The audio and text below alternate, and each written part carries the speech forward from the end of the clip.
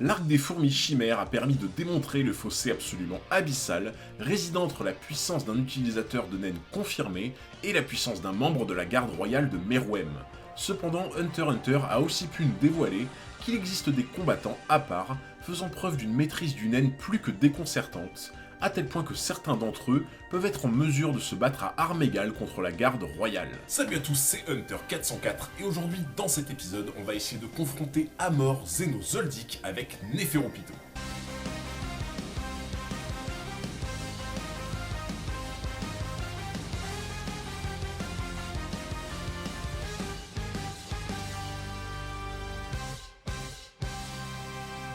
La dernière fois que l'on avait confronté un membre de la garde royale avec un Zoldyck, c'était lors de ma vidéo sur qui roi peut-il vaincre Youpi. C'était d'ailleurs au cours de cet affrontement que l'on avait pu imaginer ce qu'il se serait passé si le combat n'avait pas pris fin prématurément, et le ressentiment général qui en émanait portait le personnage de Youpi en avantage. En effet, même si Youpi n'avait aucun moyen de toucher Killua tant il était rapide en forme Godspeed, Killua quant à lui était dans l'incapacité d'infliger de réels et sévères dégâts à Youpi, tant la différence d'aura et de puissance qui les sépare est importante. Dans cette configuration, le temps joue en la défaveur du Zoldyck, Youpi ayant simplement à se montrer endurant dans le but d'attendre que Killua s'épuise à cause du Godspeed qui demeure très coûteux en aura. Concernant la confrontation d'aujourd'hui entre Zeno Zoldyck et Néferopito, les données changent considérablement. En effet, même si la branche de naine des deux Zoldyck est la même, celle entre Pito et Youpi n'a absolument rien en commun. Sans compter que le style de combat entre Killua et Zeno est sensiblement différent, bien que leur illustre famille les ait dotés de quelques similitudes au combat. Quant au style de combat entre Youpi et Pito, il est radicalement opposé, rendant l'affrontement encore plus intéressant. C'est la raison pour laquelle, quand on prend en compte le précédent combat opposant Killua à Youpi, qu'il convient de poser les bases illustrant les différences entre Zeno et Killua, ainsi qu'entre Youpi et Pito. Par exemple, même si Zeno est tout comme Killua un utilisateur du naine de la transformation, et que tous deux se servent de la vitesse comme d'un atout très précieux, ils n'emploient pas cette rapidité de la même façon au cours d'un combat, et surtout ils ne l'utilisent pas du tout dans un même objectif. En effet, le combat contre Youpi a permis de mettre en évidence que même si Killua a pu effectuer une attaque de foudre à distance pour sauver Knuckle, il apparaît clairement que toute la puissance de sa technique Godspeed se complaît dans une utilisation au combat rapproché, voire au corps à corps. Cela peut se comprendre dans la mesure où manier du naine sous forme d'électricité est probablement plus dur que sous forme d'énergie classique, étant donné que l'électricité a besoin d'un matériau conducteur pour se déplacer efficacement et ainsi transmettre toute son intensité. Il y a fort à parier que le naine de Killua sous forme de foudre subit une forte déperdition de puissance dans l'air, qui est d'autant plus grande que la distance qui le sépare de sa cible est élevée. Cette vitesse extrême lui permet donc de se mouvoir et de toucher son adversaire au corps à corps sans risque de contre-attaque. Killua utilise donc sa vitesse sous un aspect très offensif, dans le but d'arriver en combat rapproché pour optimiser l'utilisation de sa foudre. Concernant Zeno, sa vitesse déroutante est à l'inverse utilisée de façon bien plus défensive, comme on avait pu le voir dans ma vidéo La vraie puissance du naine de Zeno Zoldyck. En effet, Zeno est avant tout un maître tacticien, et c'est probablement l'une des raisons qui l'ont poussé à développer un naine axé autour du combat à longue portée, une distance de sécurité étant obligatoire pour optimiser la réflexion d'un stratège comme Zeno en plein combat. Cet esprit tactique corrobore donc parfaitement avec les capacités de naine de transformation et d'émission à longue distance que possède Zeno. Sa vitesse extraordinaire est donc employée en priorité de façon défensive, dans le but d'esquiver puis de se replacer après une contre-attaque adverse, le rendant bien moins vulnérable qu'un utilisateur classique d'émission ou de transformation. Sa maîtrise parfaite du naine à longue distance et son esprit tactique viennent donc pousser Zeno à se servir de sa grande vitesse, non pas pour faire des dégâts à l'impact comme Killua, mais plutôt dans le but d'esquiver puis de se replacer efficacement. Cette différence d'utilisation de la vitesse entre Killua et Zeno peut paraître assez futile, et pourtant vous allez voir qu'elle est absolument primordiale dans la confrontation entre Zeno et Pito que l'on va décortiquer juste après. En effet, elle témoigne d'une grande différence d'expérience entre les deux Zoldyck, en particulier contre des monstres comme la garde royale qui ne semble absolument souffrir d'aucun défaut au corps à corps. Zeno a dû très vite comprendre pendant l'élaboration de son naine que la vitesse offensive est très importante, mais qu'elle peut mettre en danger son utilisateur dans le cas où l'adversaire possède lui-même une vitesse supérieure. Zeno sait qu'il est également risqué de venir au corps à corps comme le fait Killua, dans le cas de figure où l'on ne dispose pas d'informations sur le Hatsu adverse, de la même manière que Gon a pu se faire surprendre en découvrant le Bungy Gum d'Hisoka, le moindre contact contre une partie de son corps le rendant à sa merci. D'autant plus que son court passage au palais du roi a pu faire prendre conscience à Zeno que la différence de puissance de base entre lui et la garde royale est trop significative pour prendre le risque de se battre au corps à corps. Car oui, ce n'est une surprise pour personne que tout comme Meruem contre Netero, la garde royale dispose d'une force physique aberrante, les rendant très dangereux au corps à corps. Même si Pitou ne possède pas le même potentiel de destruction physique du naine du renforcement de Youpi, elle a tout de même tranché à main nue avec une facilité déconcertante le bras de Kaito, et même le bras de Gon adulte, dont la résistance est censée être sans égale, étant le symbole de ce que devrait être le combattant ultime du renforcement. Pitou ne possède pas une quantité d'aura aussi démesurée que celle de Youpi, cependant, tout comme Zeno et Killua, c'est sur le plan de la vitesse qu'elle va déployer toute sa puissance et devenir encore plus menaçante, ne laissant aucune marge d'erreur à Zeno devant ses mains acérées.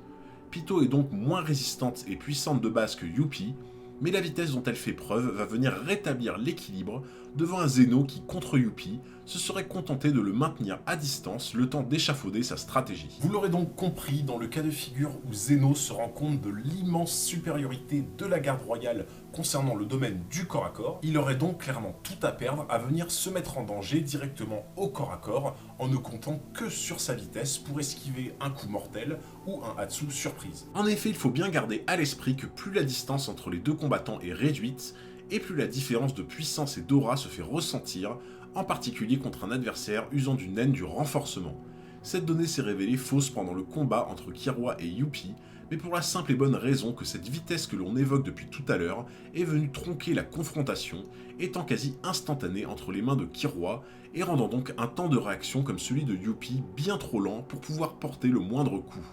Or, dans le cas de figure de cette vidéo, la vitesse de Zeno est certes impressionnante, mais pas au point de pouvoir mettre Pitou en incapacité totale de le toucher, comme peut le faire Killua avec Youpi. Sans réel moyen absolu d'éviter ses attaques au corps à corps comme peut le faire Killua, Zeno a donc tout intérêt du monde à garder ses distances en plein combat avec Pitou. Sans parler du fait qu'en bon tacticien, comme Kurapika ou Kuroro, Zeno fait partie des utilisateurs de Nen qui préfèrent observer pendant un temps son adversaire pour mieux élaborer sa tactique derrière. Si un combat commence entre Zeno et Pitou, Zeno va directement sentir toute la puissance de l'aura de Pitou qu'elle a probablement du mal à dissimuler, aura dont le N couvre une distance bien supérieure à celle du N de Zeno. Cela lui donne donc une information capitale sur une réserve d'aura de son ennemi qui semble supérieure à la sienne, le décourageant donc, comme on a pu le déduire précédemment, d'attaquer de front au corps à corps. Je sais que beaucoup d'entre vous me diront que Pitou peut essayer de volontairement masquer son aura en début de combat contre Zeno dans le but de l'induire en erreur. Cependant, utiliser le Zetsu à ce stade peut être très dangereux, car le corps de Pitou, certes résistant, pourrait se retrouver à nu devant une attaque à distance destructrice de Zeno. Je dois d'ailleurs vous avouer que même si Pitou possède une maîtrise incroyable du Nen, j'ai eu un léger doute concernant sa capacité ou non à pouvoir utiliser le Zetsu. Ce doute m'est apparu quand j'ai repensé au moment où Pitou surprend Kaito devant le nid de la reine, car de base Pitou est une sorte de référence aux prédateurs ultimes de la nature, comme les lions ou les tigres, qui se fondent dans le décor progressivement pour mieux surprendre et fondre sur leur proie. Je me suis donc posé la question de pourquoi Pitou n'a pas utilisé le Zetsu avant de se jeter sur Kaito, étant donné que son N déployé en amont lui avait déjà donné l'emplacement exact de son ennemi, et qu'à l'inverse son N donnait également l'information à Kaito de sa présence et de sa puissance.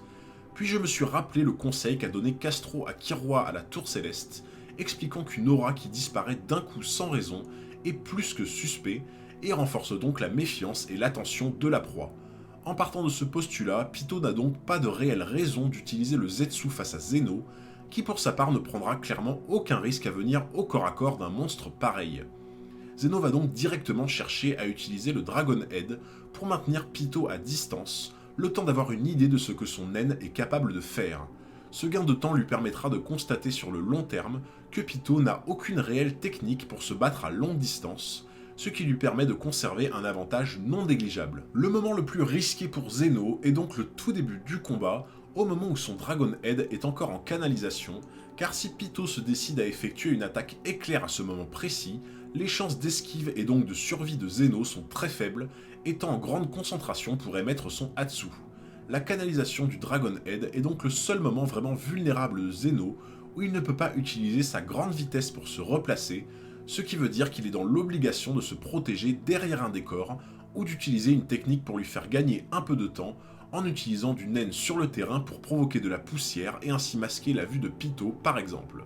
C'est à partir de là que Zeno est dans l'obligation de choisir minutieusement le terrain de son affrontement à son avantage, car une plaine sans aucune cachette le laisse bien trop à découvert pour canaliser son Dragon Head. Cependant, le pire choix stratégique de champ de bataille serait un terrain rocailleux, car Zeno remarquerait vite que les supports verticaux comme les rochers servent de propulsion aux jambes monstrueuses de Pitou, lui offrant une vitesse extrême lors de son assaut, donnant un temps de réaction encore plus court à Zeno pour esquiver ses griffes meurtrières. Pour résumer, Zeno doit absolument réussir à se mettre à l'abri pendant sa canalisation de Dragon Head, soit en usant du terrain à son avantage, soit en utilisant un Hatsu pour déconcentrer la vision de Pitou. De cette manière, il passe l'étape la plus dangereuse pour lui, et peut ensuite contrôler et limiter les déplacements de Pitou grâce au Dragon Head. Étant un génie de la stratégie, Zeno va vite comprendre qu'il doit absolument toujours garder son Dragon Head de façon rectiligne entre lui et Pitou, car c'est dans une position où Pitou peut se servir d'un mur pour fondre en ligne droite sur son ennemi que son style de combat est le plus efficace. La puissance aberrante des muscles des jambes de Pitou et ses griffes coupantes comme des rasoirs ne sont donc pas utilisées de façon optimale en combat si Zeno force Pitou à ne pas utiliser d'effet de ressort et donc à ne pas pouvoir attaquer de face mais que de biais. En partant du principe que le Dragon Head puisse occasionner de sérieux dégâts sur le corps de Pitou sur le long terme, Zeno semble être en position avantageuse grâce à son Hatsu, forçant Pitou à rester à distance alors qu'elle ne possède pas de technique pour l'atteindre de loin. Et cela en l'interdisant de se servir de son atout le plus précieux, à savoir ses jambes surpuissantes, pour foncer en ligne droite sur Zeno,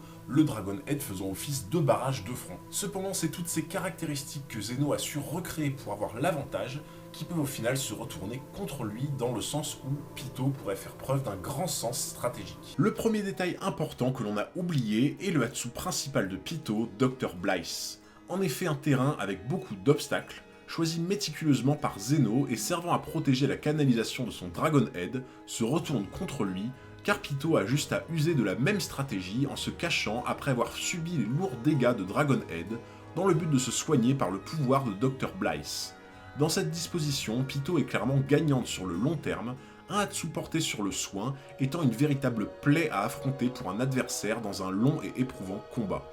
Mais le plus important concerne la distance de combat entre Pitou et Zeno, car il apparaissait certain que Zeno possédait l'ascendant sur Pitou dans un combat à distance. Cependant, il est important de préciser que la tendance s'inverse sur un combat à très grande distance. En effet, Pitou, voyant qu'elle ne possède pas de technique à distance, et qu'elle ne peut pas se servir de son meilleur atout de foncer en ligne droite, étant bloquée par le Dragon Head, doit se rendre à l'évidence qu'il existe une zone de 5 à 20 mètres, la séparant de Zeno, où elle ne peut pas avoir d'emprise sur le déroulement du combat. Or, elle sait que son N de plusieurs kilomètres est supérieur à celui de Zeno, qui n'est que de plusieurs centaines de mètres. Cela veut donc dire qu'en s'éloignant suffisamment de Zeno pour quitter le champ d'action de son N pendant le combat, elle crée maintenant une différence d'information globale sur la position de chacun, où elle devient la seule en mesure de déterminer la présence de l'adversaire. C'est donc la parfaite occasion à ce stade pour Pitou d'utiliser le Zetsu dont on a parlé tout à l'heure, rendant sa présence totalement imperceptible par Zeno, qui remet en scène l'image de tout à l'heure concernant le super prédateur se fondant dans le décor pour sauter sur sa proie. Une longue distance jusqu'à plusieurs dizaines de mètres est donc le territoire où règne sans partage Zeno, mais une distance plus grande de plusieurs centaines de mètres remet Pitou en position d'avantage, car en plus de brouiller sa position à Zeno, l'utilisation du Dragon Head devient donc instable, voire impossible, sur une aussi longue ligne droite. Cette distance énorme laisse donc le soin à Pitou de pouvoir canaliser tranquillement la puissance de ses jambes et de pouvoir foncer comme prévu de façon rectiligne, sans peur d'avoir sa trajectoire obstruée par le Dragon Dive, sa portée n'étant pas assez longue et surtout Zeno ne sachant pas dans quelle direction se trouve Pitou à cause du Zetsu.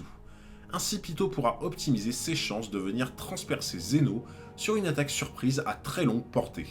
Le choix du terrain est donc extrêmement important sur le début du combat pour Zeno et sur le long terme pour Pyto, les conduisant à se retrouver directement en position d'avantage. Les deux personnages ont donc tout intérêt à essayer de restreindre les mouvements et surtout la vitesse d'attaque ou de défense de leur adversaire.